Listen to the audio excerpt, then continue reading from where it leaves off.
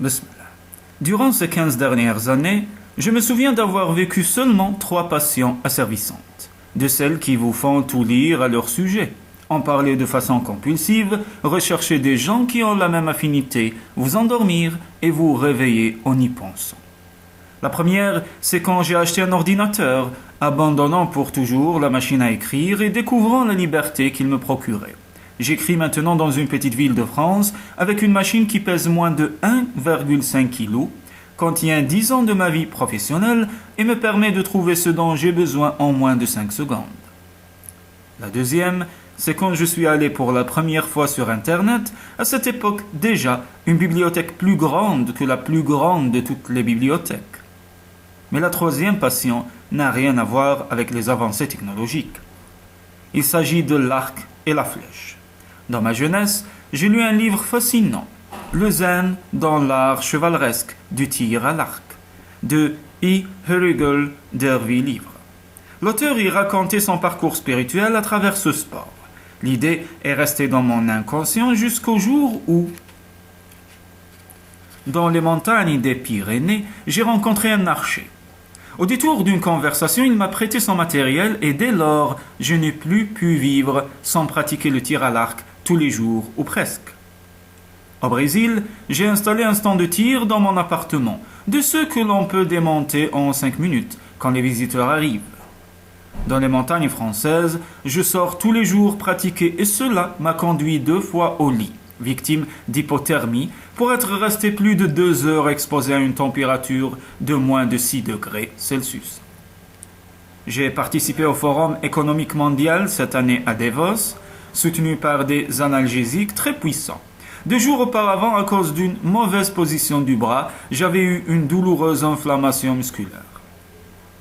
En quoi tout cela est-il fascinant? Il n'est en rien pratique de viser une cible avec un arc et une flèche, des armes qui remontent à 30 000 ans avant le Christ. Mais Herigel, qui a éveillé chez moi cette passion, savait de quoi il parlait. Voici des passages de Le Zen dans l'art chevaleresque du tir à l'arc, qui peuvent s'appliquer à diverses activités de la vie quotidienne. Au moment de maintenir l'attention, elle doit être concentrée uniquement sur ce qui t'est utile pour le reste. Économise tes énergies. Apprends avec l'arc que pour atteindre une cible, il n'est pas nécessaire de faire un mouvement gigantesque, mais de fixer ton objectif. Mon maître m'a donné un arc très rigide. J'ai demandé pourquoi il commençait son enseignement comme si j'étais déjà un professionnel. Il a répondu: celui qui commence par des choses faciles n'est pas préparé pour les grands défis. Mieux vaut savoir tout de suite le genre de difficultés que tu rencontreras en chemin. Pendant très longtemps, je tirais sans parvenir à bien ouvrir l'arc. Et puis un jour, le maître m'a enseigné un exercice de respiration. Et tout est devenu facile. J'ai demandé pourquoi il avait tellement tardé à me corriger. Il a répondu: si dès le début je t'avais enseigné les exercices respiratoires, tu aurais pensé qu'ils étaient inutiles. Maintenant, tu croiras ce que je te dis et tu pratiqueras en sachant que c'est vraiment important. Celui qui s'est éduqué agit ainsi. Le moment de lâcher la flèche se présente de manière instinctive, mais il faut d'abord bien connaître l'arc, la flèche et la cible. Le coup parfait dans les compétitions de la vie recourt aussi à l'intuition. Cependant, on ne peut oublier la technique que lorsqu'on la maîtrise complètement. Au bout de 4 ans, j'étais déjà capable de maîtriser l'arc et le maître m'a félicité.